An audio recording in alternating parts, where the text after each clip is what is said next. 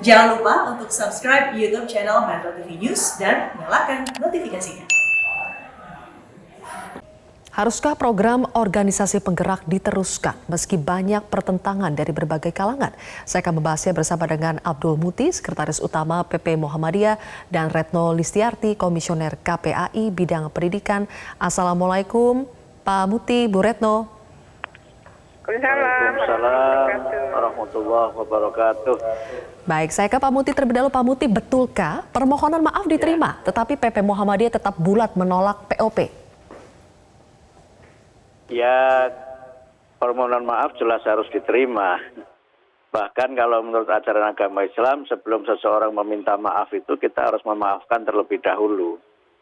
Dan oleh karena itu ketika tadi Mendikbud berkunjung bersilaturahim ke PP Muhammadiyah, kami tentu menyambut baik kunjungan tersebut dan mengapresiasi iktikat dari Menteri Pendidikan dan Kebudayaan untuk menyampaikan permohonan maaf atas beberapa hal yang terkait dengan penyelenggaraan program POP dan beberapa hal yang berkaitan dengan apa yang telah diputuskan oleh tim seleksi POP terhadap keikutsertaan PP Muhammadiyah dalam ini Majelis Pendidikan Dasar dan Menengah dalam program POP tersebut. Kalau menyangkut keikutsertaan, ya Mbak. Jadi kalau menyangkut keikutsertaan bagaimana Pak? Kalau menyangkut keikutsertaan, memang tadi Mendikbud menyampaikan agar Muhammadiyah dapat berpartisipasi kembali dalam program POP, tetapi kami sampaikan secara langsung kepada Mendikbud dalam pertemuan tadi, bahwa Muhammadiyah belum mengambil keputusan menyangkut keikutsertaannya dalam program POP. Kami sampaikan bahwa Muhammadiyah ini mengembangkan kepemimpinan kolektif kolegial dan beberapa hal yang terkait dengan kerjasama dengan pihak ketiga itu harus mendapatkan persetujuan dari pimpinan pusat Muhammadiyah dan kemudian kita kaji dengan seksama manfaat dan juga mungkin beberapa hal yang bisa kita lakukan terkait dengan program-program tersebut. Karena Muhammadiyah terus terang saja tidak menggunakan istilah donor atau istilah proyek yang selama ini berkembang, tapi kami selama ini selalu menggunakan istilah partnership dan tentu kalau kita bicara mengenai partnership, relasinya bukan relasi atas bawah, tetapi relasi yang bersifat kemitraan dan kesejajaran. Oke. Pak Muti, tadi Anda katakan bahwa sikap PP Muhammadiyah setelah menerima permohonan maaf dari Mendikbud adalah belum mengambil keputusan. Tapi sudah ada pernyataan Pak dari Ketua Majelis Pendidikan Dasar dan Menengah PP Muhammadiyah, Pak Kasiyarno, yang mengatakan bahwa PP Muhammadiyah sudah bulat untuk menolak kembali ke POP. Ya, itu pernyataan Pak Kasiyarno yang disampaikan kemarin dan kami menghormati sikap itu. Dan karena itu maka sikap kami juga bisa saja sama dengan sikap Pak Kasiyarno atau mungkin berbeda.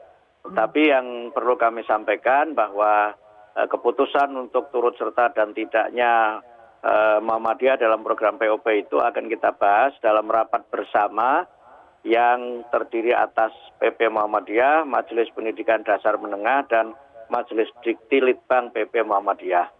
Jadi bisa jadi keputusannya sama dengan yang disampaikan oleh Pak Kasiyarno, bisa juga berbeda dengan apa yang disampaikan oleh beliau. Oke, intinya setelah menerima permohonan maaf belum ada sikap resmi lagi ya Pak, apakah akan tetap menolak atau kembali bergabung? Ya. Oke, baik. Ya, jadi Bu yang Retno, disampaikan Pak Kasiyarno lebih pernyataan personal dan tentu kita menghormati pernyataan beliau itu.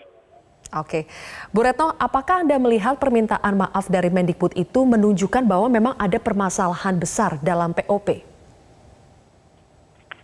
Ya, sebenarnya sih permasalahan besar, ya kalaupun Muhammadiyah, NU, PGRI mengundurkan diri dari program ini tentu pasti punya alasan yang demikian kuat. Kalau saya sih menangkap misalnya Muhammadiyah ini akan melatih guru di 25 provinsi, sehingga Muhammadiyah ini dapat satu gajah istilahnya ya. Dapat satu gajah tapi melatih 25 provinsi. Ada yang dapat satu gajah hanya melatih satu kota loh. Jadi artinya memang tentu lebih secara itu saja menurut saya mungkin agak aneh gitu ya. Ini ada perimbangan yang tidak terjadi. Kemudian yang kedua misalnya kami melihat bahwa ini niatnya adalah untuk melatih guru dan kepala sekolah agar pembelajaran menjadi baik, agar anak-anak Indonesia secara kualitas pembelajaran lebih baik. Namun faktanya kalau kita ngelihat program-program yang muncul, program itu misalnya melatih bayi bahasa Inggris, itu kan sebenarnya tidak ada kaitan ya kalau menurut saya dengan upaya memperbaiki kualitas guru dan kepala sekolah. Lalu kalau melihat transparansi yang terjadi, ya memang kami melihat ini tidak ada pertanyaan juga sih sebenarnya di saya juga gitu ketika penunjukan bagi konsultan yang menyeleksi ini gitu ya, hanya satu dan penunjukannya tampaknya terlihat langsung itu saja ya, Semeru kan yang menilai ini. Nah ini kalau kami tentu pada posisi yang menghormati keputusan NU, Muhammadiyah maupun PGRI, dan ini harusnya menjadi momentum untuk memperbaiki. Dan kalau kemudian Pak Nadiem menyadari bahwa ini ada kekeliruan dan kemudian meminta maaf, ya menurut saya itu sesuatu yang memang harus beliau lakukan ya. Oke, jadi Bu Retno melihat bahwa secara konsep, secara transparansi memang ada persoalan di situ, dan sekarang faktanya sudah ada permohonan maaf dari Mendikbud, tapi setelah permohonan maaf Bu Retno, apa lagi yang harus dilakukan selanjutnya? Ya, semalam ya pihak Kemdikbud menyatakan bahwa dana yang semula lebih dari 500 miliar atau lebih dari setengah T sekarang sudah turun menjadi 283. Lalu kemudian tadi Tanoto dan Sampurna dinyatakan menggunakan dana mandiri. Nah ini memang kita juga tentu bertanya lah, kalau pakai dana mandiri ngapain ngajuin proposal juga gitu ya. Tetapi terlepas dari itu, niat baik melatih guru-guru dan kepala sekolah tentu harus diiringi dengan proses dan cara yang baik pula. Nah untuk itu kalau KPAI sih lebih melihat ya, kami ini punya data 3 kali survei dan surveinya itu menunjukkan pembelajaran jarak jauh itu punya masalah yang harus diselesaikan justru banyak oleh Kemdikbud. Nah kami berharap sih anggaran ini justru untuk membantu anak-anak Indonesia yang kesulitan melakukan pembelajaran jarak jauh. Kemudian yang kedua, ini kami menunggu betul bagaimana proses penyederhanaan kurikulum yang dijanjikan itu harusnya jadi. Kalau Kemdikbud sudah menetapkan 13 Juli sebagai tahun ajaran baru, mestinya untuk meringankan anak dan guru di seluruh Indonesia, maka itu penting betul ya menyiapkan kurikulum dalam situasi darurat. Nah, dananya coba digunakan untuk hal ini sehingga lebih bermanfaat ya bagi peningkatan kualitas pendidikan di Indonesia.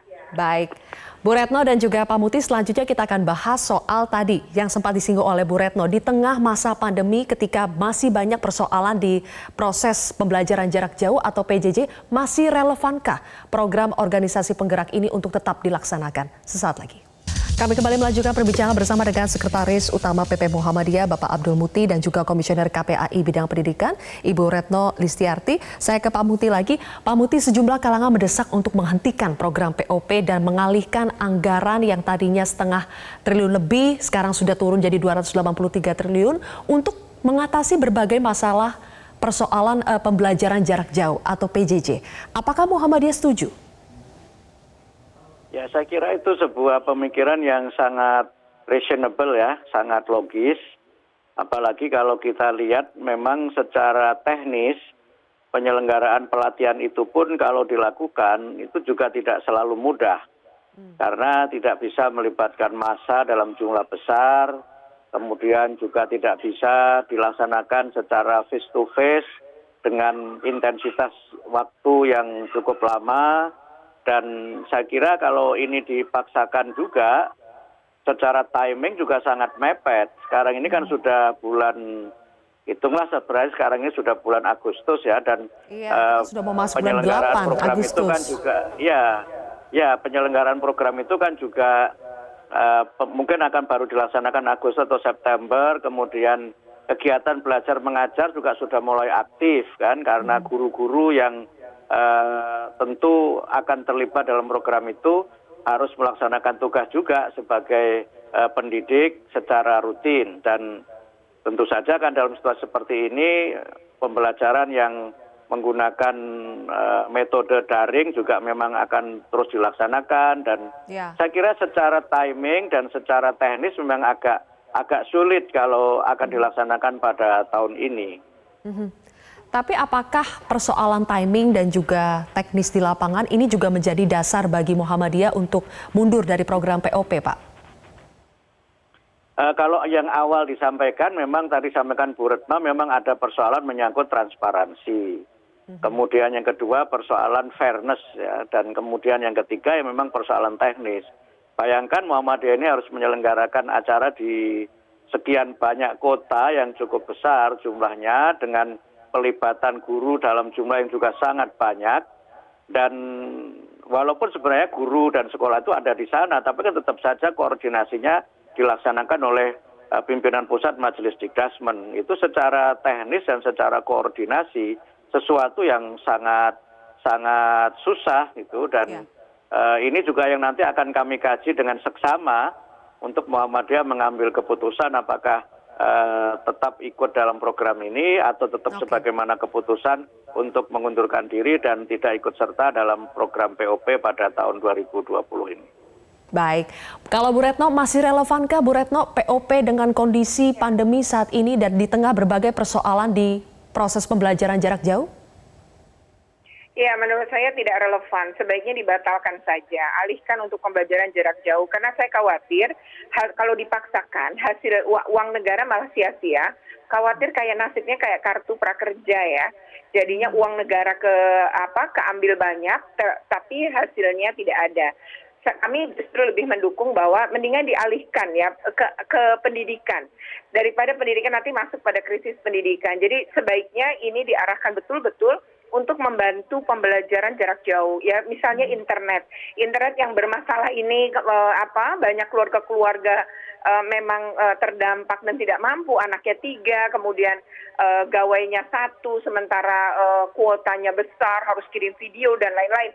Menurut saya ini adalah problem ya yang dihadapi oleh banyak rumah. Jadi lebih baik menggratiskan internet untuk seluruh Indonesia pada jam-jam pembelajaran jarak jauh untuk seluruh Indonesia, mulai dari Senin misalnya sampai Jumat. Kemudian digunakan lagi untuk melatih guru-guru membuat modul, karena kalau nanti ada luring dan daring, dibutuhkan di situ adalah pembuatan modul. Saya rasa itu lebih bermakna ya. Dan satu lagi untuk pembiayaan, menyederhanakan kurikulum dan segera dilakukan agar pembelajaran ini berjalan dengan efektif. Jadi harusnya evaluasi PJJ yang pertama itu harusnya menjadi dasar pijakan dalam pembelajaran jarak jauh fase yang kedua saat ini ya. Oke.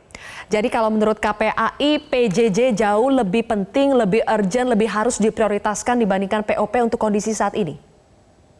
Betul, tepat sekali. Kami lebih dukung penggunaannya untuk membantu pembelajaran jarak jauh, menambah bandwidth misalnya di seluruh kantor-kantor desa ya, balai-balai desa, karena ternyata banyak balai desa yang menjadi ketempatan ya para keluarga yang tidak mampu membeli kuota, dan kalau itu kurang jadi lambat. Jadi sebenarnya lebih baik seperti itu, kemudian bisa dibelikan komputer, letakkan di balai-balai desa sehingga anak-anak bisa terbantu pembelajaran jarak jauh dengan daring. Meskipun pembelajaran jarak jauh seharusnya tidak selalu daring. Nah ini nanti berikutnya ya, guru dilatih untuk juga mampu melakukan luring.